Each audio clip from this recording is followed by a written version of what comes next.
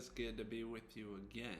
So, last week we learned about how Solomon was so amazing. He got to build the temple, which would be a reminder to all the Israelites that God was dwelling right there with them permanently. What a great reminder, right? Unfortunately, this week we're going to learn about how Solomon wasn't the perfect dude. So, Solomon, we know from earlier that God said, Solomon, I will grant you one thing that you desire. And Solomon asked God to give him wisdom. And God was so pleased that he asked for wisdom instead of, a bunch of money or a bunch of power or all these other things. However, because Solomon was so wise, he was able to get a lot of money and a lot of power. And unfortunately for Solomon, these things became a big distraction for him. They distracted him from God. So Solomon had incredible wealth. He had a ton of stuff. And you know what it's like sometimes when you have so much stuff, you don't even know what to do. What should I watch first? What should I play with first? There's too much. There's too much going on. And Solomon had so much that he started to forget about God. He started to forget about God.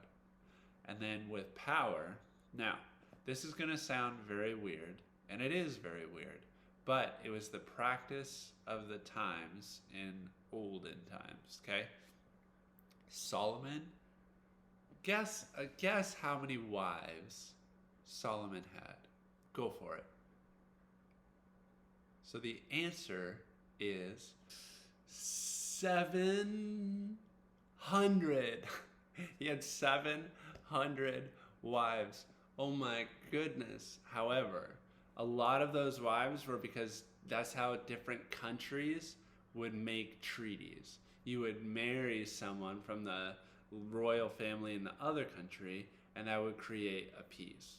So a lot of these, Solomon was creating peace and gaining power in the region by marrying all these wives. However, just because they weren't like someone he was in love with and wanted to spend the rest of his life with, does not mean that that wasn't a distraction for Solomon, right?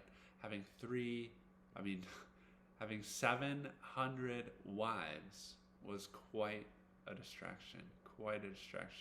And not only was it a distraction and he started to forget about God, but these wives were from different countries and they worshipped different gods. And Solomon began to be curious about these different gods. And so not only was Solomon forgetting about God, he was beginning to follow other gods besides the true God. And so there are going to be some big consequences for Solomon and for all of the Israelites. Because as Solomon started to follow these different gods, well, he was the king. And so his people, instead of staying true to God, they said, oh, tell me more about this God, or tell me more about that God. And all of the Israelites began to follow different gods as well. And so next week, we'll talk about some of the big consequences that were coming for Israel and for Solomon.